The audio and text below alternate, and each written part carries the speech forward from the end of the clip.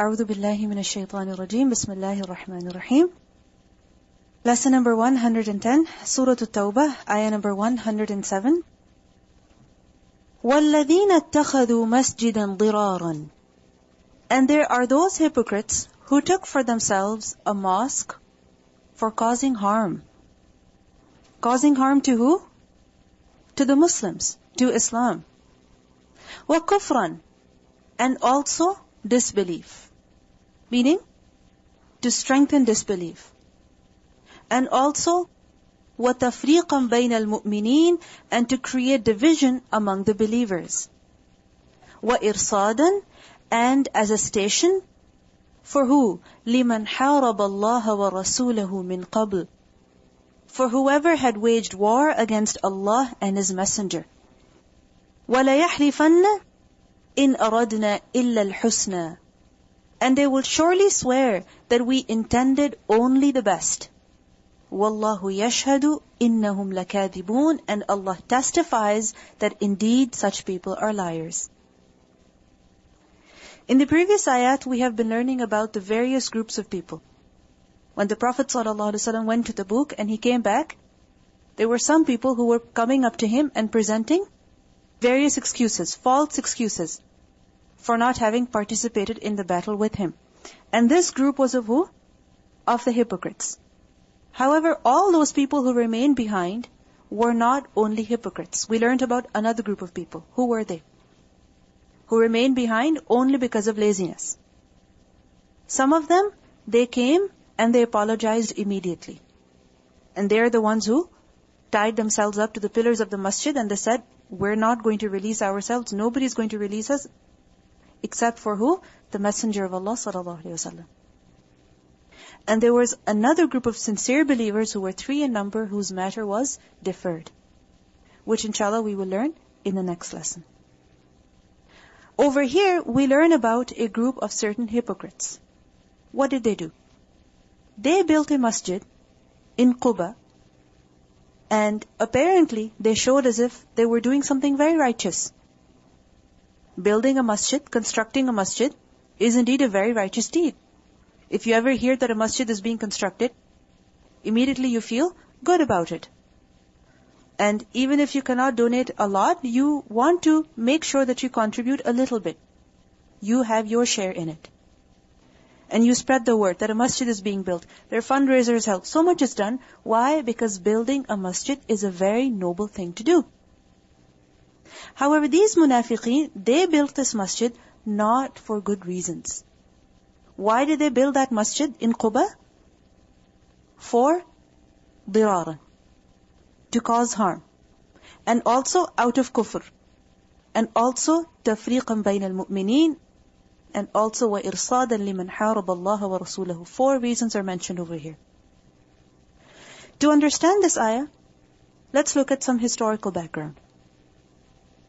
Before the Prophet ﷺ migrated to Medina, there was a man from the tribe of Khazraj. Khazraj was the local tribe of Medina. There was a man named Abu Amir. What was his name? Abu Amir. And he was known as Abu Amir al-Rahib. Who is a Rahib? A monk. Someone who is very righteous, very devoted, and especially the word Rahib is used for a Christian monk. So he was an Arab, he was a local of Medina.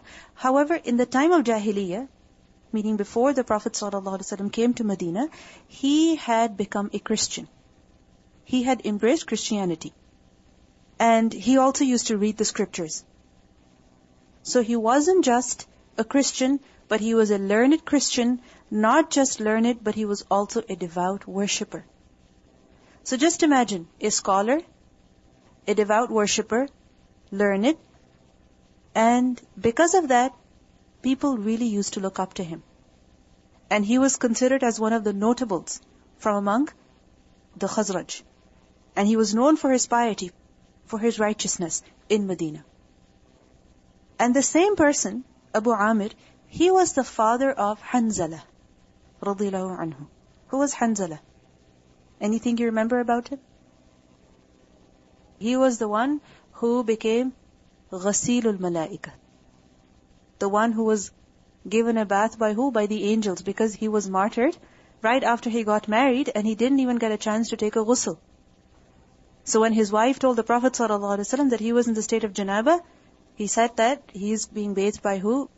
By the angels. So he became ghasilul malaika.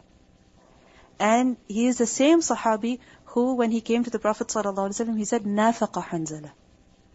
That Hanzala has become a hypocrite. And he said, how? He said, because when I'm in your majlis, when I'm in your gathering, my iman is so high. And when I'm away from you, my iman is different. So he said, this is not hypocrisy. This is just a different level of iman. So Abu Amir was the father of Hanzala. Now who was this Abu Amir? What did he do? When the Prophet ﷺ migrated to Medina, and everybody in Medina, they turned towards him, believing in him, accepting him as their leader, there were some people in Medina who did not like this. That everyone's attention was being diverted to who? Muhammad ﷺ. And they felt jealous. They became very envious. And they took it as a great offense. It really hurt their ego. And amongst these people was who? Abdullah ibn Ubay, as we learned earlier. He was at the height of, you can say, the political pyramid. He was about to become a king of Medina. So he was the political rival of the Prophet ﷺ. The political opponent. And on the other hand, Abu Amir was known for his piety, for his righteousness. So he became the spiritual opponent of the Prophet ﷺ. On one hand was Abdullah ibn Ubay. On the other hand was Abu Amir. The Prophet ﷺ invited both of them to Islam. What did Abdullah ibn Ubay do? He became a Muslim outwardly, but in his heart, he kept hidden enmity for the Muslims, for the Prophet ﷺ. However, Abu Amir, what did he do? The Prophet ﷺ called him, and he invited him to Allah. He recited the Quran to him. But what did Abu Amir do? He refused to obey.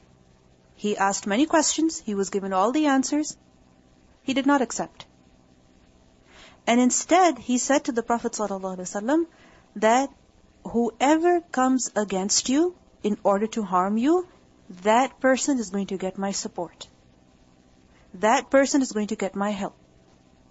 He was not ready to accept Muhammad ﷺ in Medina, especially as a religious leader, as a spiritual leader. Because if he was accepted as a religious leader, nobody would look at Abu Amir anymore. Nobody would consider him at all. So he became extremely envious. And from the very beginning, he began opposing the Prophet ﷺ openly. Abdullah ibn Ubay did not oppose openly. But Abu Amir, what did he do? He opposed openly. He showed his enmity. He demonstrated it. And what happened? It is said that at the Battle of Badr, when the Muslims were victorious, Abu Amir, he became miserable. He became extremely upset. Because he thought that the matter of Muslims would soon be over. 300 Muslims are going to fight the mushrikeen who are 3 times their number. They're going to be finished. But when the Muslims returned victorious, Abu Amir was miserable and he left Medina. He couldn't stay there anymore. He left Medina and he went and joined the mushrikeen in Mecca. He went and lived amongst who? The mushrikeen. Where? In Mecca.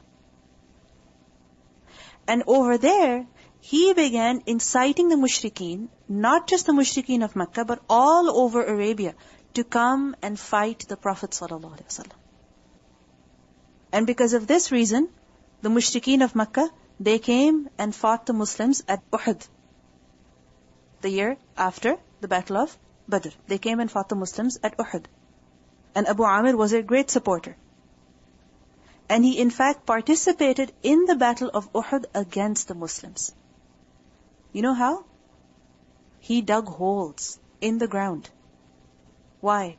So that somehow the Prophet ﷺ would fall in one of them. And he did. Do you remember how the Prophet ﷺ fell in one of the holes, in one of the ditches, and he hurt himself really badly?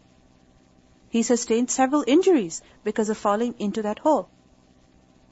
So Abu Amir is the one who dug these several holes so that the Prophet ﷺ would fall in one of them and he would die as a result of that. However, Allah saved His messenger, and Abu Amir, he was defeated. How? That although the Muslims apparently suffered the defeat at Uhud, but Abu Amir, he realized that these Muslims are able to fight the mushrikeen. So he didn't stop there. He went out of Makkah and he began inciting various Arab tribes against the Prophet ﷺ. And then the Battle of Trench took place. The Battle of Ahzab. And you know, in the Battle of Ahzab, what happened? It wasn't just the mushrikeen of Makkah. It was various Arab tribes from all over Arabia who came and attacked the Muslims in Medina. Who was behind all of this? Abu Amir. He is the one who incited all of these people. But what happened? At the Battle of Ahzab as well, who became victorious? The Muslims. Now Abu Amir, he continued with his mission, with his efforts, to incite people against the Muslims. But eventually when Makkah was conquered, and after that the people of At-Taif even were defeated. And remember the people of At-Taif? Who were they? The tribes of Hawazin and Saqif. They were the rivals of the Quraysh in Makkah. So when they were defeated, what happened? There was no other tribe that could stand against the Muslims. So he knew that the power of the Arabs has been finished. They cannot fight against Muhammad sallallahu alaihi wasallam. He had given up on that. So what did he do? Did he stop there? No. He went to Rome. He went outside now. He went international. He went across borders. He went to Rome and he joined the Romans. Who were the Romans? They were Christians as well. Just like Abu Amir was also a Christian. And when he went there, he went and he incited the Romans against the Muslims. And it's actually because of this reason that the expedition to Tabuk took place as well. As we learned earlier about the Battle of Mu'tah, that had also taken place because of Abu Amir's activities. And now again, the expedition to Tabuk took place. Why? Because of his incitements. And because of this reason, the Battle of Tabuk, the expedition to Tabuk took place as well. Now, while in Rome, what did Abu Amir do? He communicated with his friends in Arabia, especially those in Medina. As we know that there were some people in Medina who appeared to be Muslim, but in reality they were not Muslim. So what did he do? He wrote letters to several of his people in Medina who were hypocrites, and he told them that he is going to bring the Romans to Medina to fight against the Muslims, and he's going to expel them from Medina. Because remember, the hypocrites, they wanted all of this to be over one day, so that things could go back to normal. They could continue with their normal lives. So he said, I promise you, very soon I'm going to bring the Romans with me. I'm going to come attack Medina, and these Muslims, they're going to be out of here. We're going to finish them all. We're going to expel them. So the hypocrites, they were very happy about that. But Abu Amr told them that you have to make a center. You have to make a center. For what? So that you can collect your weapons over there. Similarly, when I send my people, they can come and visit somewhere, and you all can get together and have some meetings. And obviously, if you get together in one of the houses, people are going to find out. So what should you do? You should build a masjid.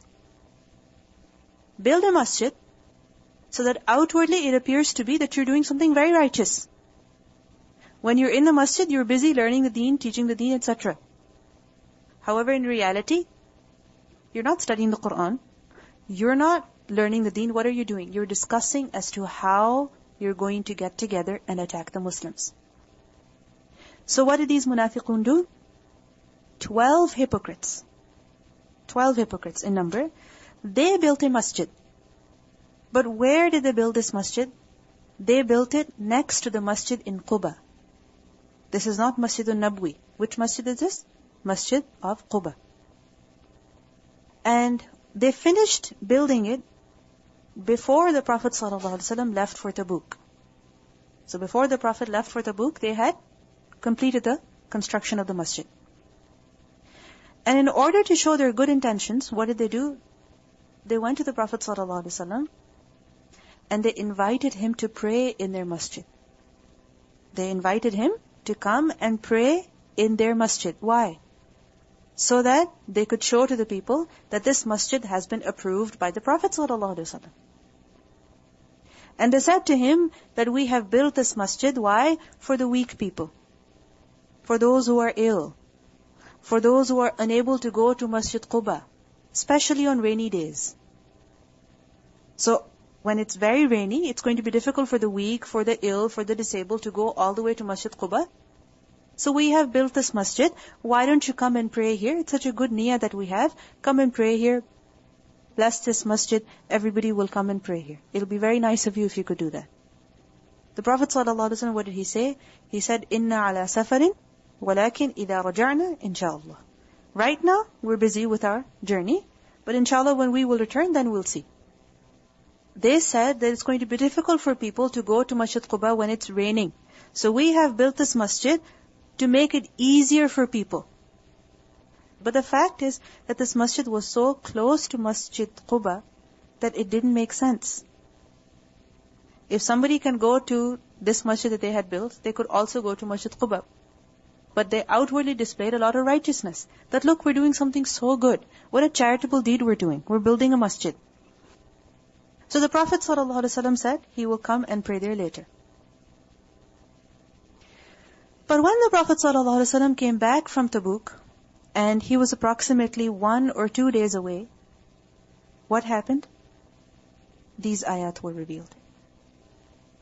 These ayat were revealed, informing the Prophet ﷺ about the real purpose behind the construction of this masjid. Why these people constructed the masjid. And in these ayat, the Prophet ﷺ was also forbidden from praying in this masjid. And the Prophet ﷺ, what did he do? Before he got to Medina even, he sent some people, amongst whom were Amir ibn Sakan as well as Wahshi. Who was Wahshi? He is the one who killed Hamza radhiyallahu anhu, but he became a Muslim. Wahshi became a Muslim afterwards. So the Prophet ﷺ sent a group of Muslims to go to this masjid and bring it down, to burn it. Why? Why? Because it was not built for a good purpose. It was not built for a good purpose. So he sent them, go and destroy this masjid. So they went and destroyed the masjid. Ibn Abbas radhiyallahu anhu, he said about this ayah, that it is referring to some people of the Ansar to whom Abu Amir said, build a masjid and prepare whatever you can of power and weapons. For I am headed towards Caesar, the emperor of Rome, to bring Roman soldiers with whom I will expel Muhammad and his companions. When they built their masjid, they went to the Prophet and said to him, we finished building our masjid and we would like you to pray in it and invoke Allah for us, for His blessings. However, these ayat were revealed, forbidding the Prophet ﷺ from going to this masjid. So what's the lesson in this incident for us? What's the main lesson? What's coming into your mind? A righteous deed, on the apparent, may seem to be extremely righteous, very pious. However, if the intention is not correct, if the niyyah is not proper, then that deed does not hold any weight. It does not carry any weight before Allah subhanahu wa ta'ala. Building a masjid requires a lot of effort, a lot of money, and it's one of the best deeds to do. However, if the niyyah is not correct, even that deed does not carry any weight. If you look at it, Abu Amir, he was one man, but he moved the Arabs and he moved the Romans against who? Against the Muslims. One person. He created so much fitna. And we think when it comes to doing something good, we are only one person. How can we do anything? Even one person can do a lot. It depends on what you want to do and how badly you want it. But look at how much he did. Also, one very important lesson is that we must not get fooled by the outward righteousness of people. It's possible that a person displays or a person appears to be extremely righteous. Perhaps he's a spiritual leader. Perhaps he's a very devout worshipper. They spend a lot of time in ibadah. However, we should not get fooled by their display of righteousness. If the dealings of such a person with other people are not good, if they don't deal with other people in a good way, in a proper way, if they're creating disunity, if they're selfish, only concerned about themselves, then remember that their agenda is not to worship Allah subhanahu wa ta'ala. Rather, it is something else. Let's look at these ayat now. وَالَّذِينَ اتَّخَذُوا, and those people who took. How many people were they? 12 hypocrites. This group of hypocrites who took, meaning who built, masjidan, a masjid. What is a masjid literally? A place where sajda is done. And technically masjid is the place that is constructed. Why? For the ibadah of Allah, for iqamatul salah. So that the 5 daily prayers are established in that place. So those people who took the masjid, why? Who built the masjid, for what reason? First of all, diraran, to cause harm. Dirar is from the root letters, dad, ra, ra. From the word darar. What does darar mean? Darar. Dur. Harm. What does dirar mean then? Dirar is to cause harm to someone. Darar is harm, but dirar is to cause harm to someone, to inflict some harm on someone. It is also said that darar is to cause harm to someone. Darar. We're talking about darar now, okay? Darar is to cause harm to someone while at the same time a person himself is taking advantage. You understand? Darar is that a person inflicts some harm on the other, but by inflicting that harm, he is at least benefiting. Like for example, if a person cheats another with regards to his money. So one person, he suffers financial loss. But the person who is causing the loss, what does he get? Financial gain. This is what? Darar. But dirar is when a person causes harm to the other, and at the same time, he causes harm to himself. He does not take any benefit himself. This is what dirar is. Like for example, a person bumps his car into another person's car. Now, he's definitely harmed the other person. But has he harmed himself as well? Definitely. So those people who built the masjid to cause harm, they thought they were only going to cause harm to who? To the Muslims. But in reality, they were causing harm to who else? Themselves as well. How are they causing harm? The purpose of constructing this masjid was not really to help the people. It was to create mischief and disorder when there was peace in the society. When people were living in an organized fashion, in a civil way, with peace, what did they want? Some kind of disorder. This was their dirar. Second reason as to why they built a masjid. وَكُفْرًا, and out of disbelief, in disbelief, or as disbelief. What does it mean by kufr? Kufr is disbelief, and kufran is understood in 2 ways. First of all, to strengthen kufr, for the service of kufr, to promote kufr, to bring benefit to kufr.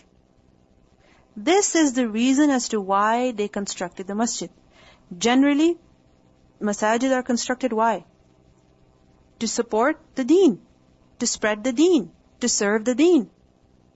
However, this masjid was built not to serve the deen, but to serve what? Kufr, to strengthen kufr.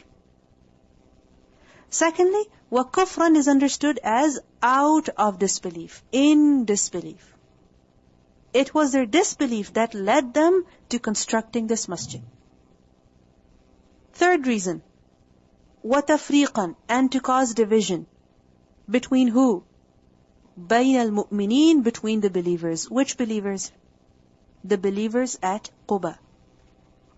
The reason as to why they constructed this masjid was to create division amongst the people, amongst the locals.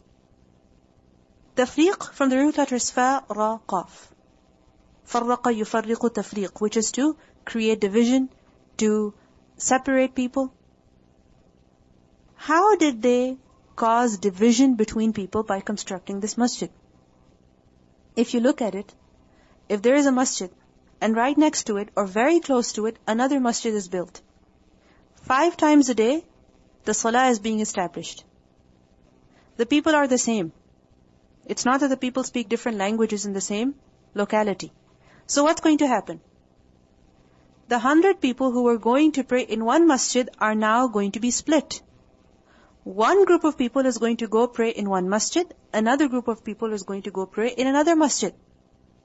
What is that going to do? It's going to create disunity amongst people. The efforts are going to be divided. Rivalries will begin. One person is going to say, my imam is better. The other is going to say, my imam is better.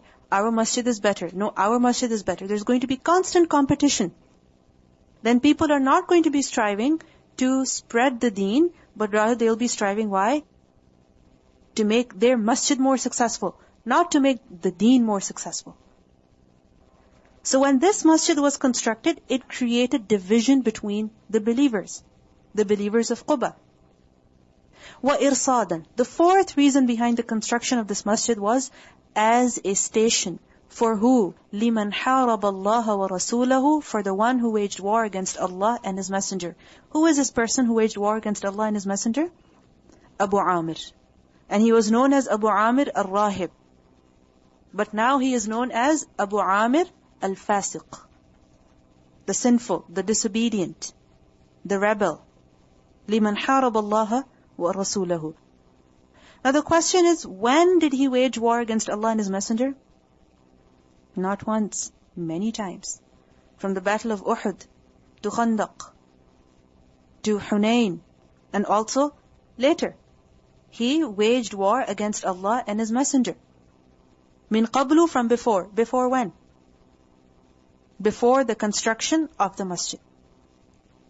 These are the reasons behind the construction of this masjid. Allah subhanahu wa ta'ala says, وَلَا يَحْلِفَنَّ. And surely they will definitely swear. Who?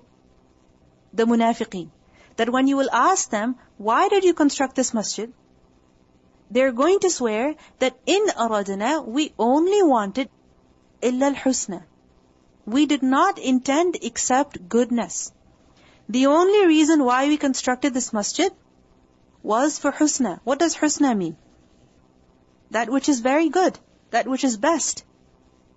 And by al-husna, what they mean is al-fi'lat al-husna, a good deed. We only constructed the masjid to do a very good deed. Because constructing a masjid, after all, is a very virtuous deed. Similarly, al-husna is understood as iradatul husna. That we only intended a good intention. We didn't build this masjid to divide the Muslims. We wanted to serve the humanity. We wanted to serve people. We wanted to show compassion on the masakeen in rain and heat. And also so that Muslims would have more room. We were being cramped in one masjid. We thought, let's make another masjid. In aradna illa al-husna. We only wanted something good. But what does Allah say? Wallahu yashhadu, but Allah bears witness that innahum lakadibun, indeed such people are liars. The excuse that they're offering, it's completely false. It's a lie. There is no reality to it. They didn't really intend something good. They intended disorder. They intended mischief. So we learn in this ayah today that if on the outward a person is doing something that's very righteous, then we must check, we must analyze before supporting them, before accepting what they're doing. The Prophet ﷺ was told not to support them, not to go into that masjid. Why? Because their motives were wrong. Now, how do you know if somebody is really doing something good? You check. What goals are they achieving by the action that they're doing? Is it, first of all, harming Muslims, diraran? The actions that they're doing, are they harming Muslims or are they benefiting Muslims? Because there are many people out there who claim to be serving the religion, who claim to be benefiting humanity. But we have to check that are their activities, as whether it is in the form of an organization, or in the form of a newspaper, or in the form of a blog, or a website, or a book that they've written, anything that they're promoting, anything that they're doing, are they harming the Muslims through those efforts? Or are they benefiting the Muslims by those efforts? If they're harming them, then they definitely have some other agenda. We must not support them. But if they're benefiting the Muslims, then they must be supported. Secondly, are they encouraging kufr or are they encouraging iman? Are they inclined towards kufr or are they inclined towards iman? When people follow them, are they increasing in their iman or are they increasing in their rebellion to Allah subhanahu wa ta'ala? Thirdly, are their efforts causing a split amongst the people? Are their efforts causing a disunity amongst people? Now the fact is that anyone who starts anything, initially there is a split. Isn't it so? Everybody does not accept immediately. Initially there is a division. However, what's their focus on? Is their focus on finishing those differences, eliminating those differences? Or is their focus on creating rifts in the society so that people become opponents of one another? They begin to hate one another, dislike one another. If anyone is instilling hatred in the hearts of people for others, then definitely their agenda is not to serve the deen. It's something else. Fourthly, whatever they're doing, is that a support for Ahlul Kufr? Or is it a shelter for Ahlul Iman? Who are they supporting? Who are they promoting at the end of the day? Is it the people of Kufr or is it the people of Iman? If these four conditions, these four checkpoints you can say, if they pass the test, then you must support them. If they don't, then it's better to stay away. Now in this ayah we learned that by constructing that masjid close to Masjid Quba, what were they doing? Creating a division amongst the people. So the question is it okay then to construct a masjid close to another masjid? Is it okay or is it incorrect? At the time of Umar radiallahu anhu, he passed a ruling during his caliphate which stated that a masjid should not be built near another one. A masjid should not be built near another one, because of which the congregation of the first masjid would get affected. A masjid should not be built near another, because of which the congregation of the first would get affected. So for example, if there is a masjid which is very huge, people barely fit in that masjid. Now what happens? People go and they make another masjid. Is that going to affect the congregation of the first masjid? It is, because people are going to get split. However, imagine the masjid is not that big. People don't find room over there. People don't find parking over there. Just imagine. Now, would it be okay to build another masjid in the same locality? Of course, it would be something good, because you're creating ease for people. Similarly, what if the people who go to a particular masjid, most of them, they speak the same language? For instance, especially over here, people speak different languages. Now let's say one masjid is French. Now a person comes, he doesn't know a word of French. He wishes to learn, but everything is taught in French, or everything is taught in Urdu. Don't they want some other place? Don't they need some other place where they can learn as well? So if there is another masjid, another center that is built close to it, however, the services that are offered over there, they're different from the services that are offered in the first one, then it is completely permissible. It is okay. As long as there is no competition, there is no clash, there is no rivalry. And in fact, both of them, they support one another. They assist one another. They cooperate with one another. For example, you may have seen that some masajid, they are literally on the same road. However, whenever there is a big event for one of them, they share parking, they share the halls. Similarly, they offer different services for the people. And with this, it's not that they're creating a division in the society, rather, they're providing more services. There's no competition, there's no rivalry. They're only cooperating with one another. That is permissible. But if it's constructed with the intention of rivalry, then that is not permissible.